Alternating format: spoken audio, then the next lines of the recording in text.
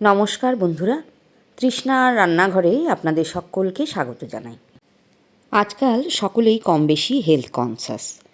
তো আজকে আমি একটা হেলদি ব্রেকফাস্টের রেসিপি নিয়ে এসেছি। এটা কেরালার একটা বিখ্যাত ডিশ আপ্পাম। কোনো রকম তেল ছাড়াই তৈরি করা যায়। তো দেখতে থাকুন আজকের রেসিপি আপ্পাম। আপ্পাম তৈরির জন্য প্রথমে একটা চাটনি তৈরি করে নিতে হবে। এর জন্য দেখুন 2 টেবিল চামচ নিয়েছি খোসা ছাড়ানো ভাজা ছোলা। ছোলাগুলো মিক্সি জারে আমি দিয়ে দিলাম। এবারে 2 টেবিল চামচ ভাজা বাদাম নিলাম, এগুলো আমি দিয়ে দিচ্ছি। 1/4 ইঞ্চি আদা দিলাম, 4টে কাঁচা লঙ্কা, 3 কোয়া রসুনের কলি, হাফ লেবুর রস আমি টকের জন্য দিয়ে দিচ্ছি। চাইলে লেবুর বদলে ছোট এক টুকরো তেঁতুলও দিতে পারেন। 1 চামচ দিলাম চিনি আর স্বাদ মতো লবণ। এবারে পরিমাণ মতো জল দিয়ে দেখুন মিহি করে পেস্ট করে নিয়েছি। এবারে তড়কা দেব। কড়াইতে ছোট একটা ফ্রাইং প্যান বসিয়ে দিয়েছি। 2টো শুকনো লঙ্কা অল্প পরিমাণ তেলের ওপর দিয়ে দিয়েছি। 1 চামচ দিলাম রাই সর্ষে। সর্ষে ফুটে উঠলে দিয়ে দিলাম 10-12টা কারি পাতা।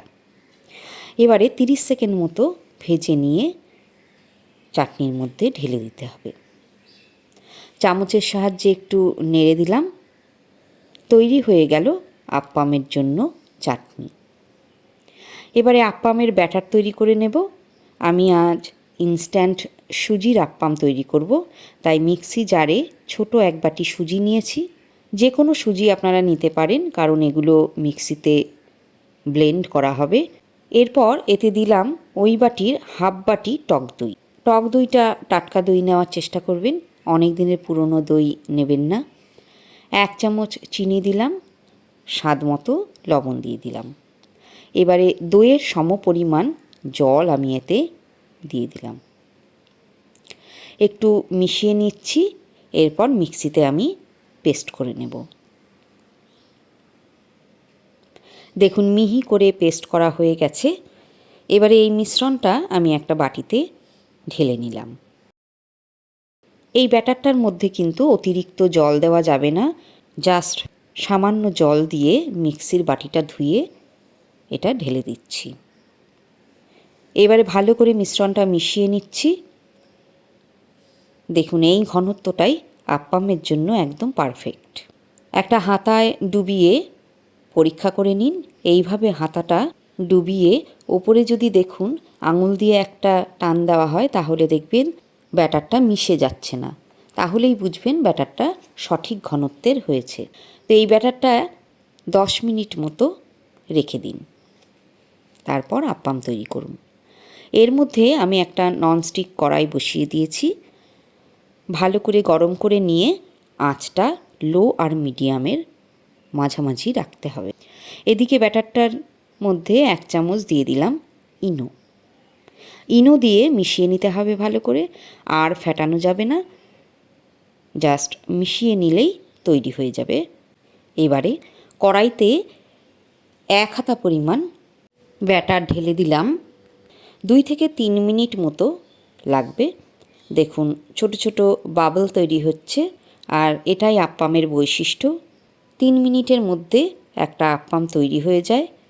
ওপরটা দেখুন আস্তে আস্তে শুকিয়ে এসেছে। এবারে একটু উল্টে দিতে পারেন। 30 সেকেন্ড মতো রেখে তুলে নিতে হবে। দেখুন চমৎকার আপ্পাম তৈরি হয়ে গেল। আবারও 1 হাতা ব্যাটার আমি ঢেলে দিলাম। মোটামুটি এই রকমই আপ্পামের সাইজ হয়। দেখুন আবার বাবল ক্রিয়েট হতে শুরু করেছে। এই অবস্থায় একটু ঢাকনা বন্ধ করে 1 মিনিটের মতো রাখতেও পারেন। উল্টে দিচ্ছি। এবারে তৈরি হয়ে গেল আরও একটা আপ্পাম। দেখুন আরও একটা আমি বানিয়ে নিয়েছি। কত সুন্দর হয়েছে, একদম গোলাকার আর মাঝে অসংখ্য ছিদ্র। আমি কিন্তু আপ্পামগুলো তৈরির সময় 1 ফোঁটা তেলও ব্যবহার করিনি, এমনি উঠে যাবে, তেল দেবার প্রয়োজন নেই। আর কতটা নরম হয়েছে দেখুন, 2 আঙুলে একদম ছেঁড়া যাচ্ছে।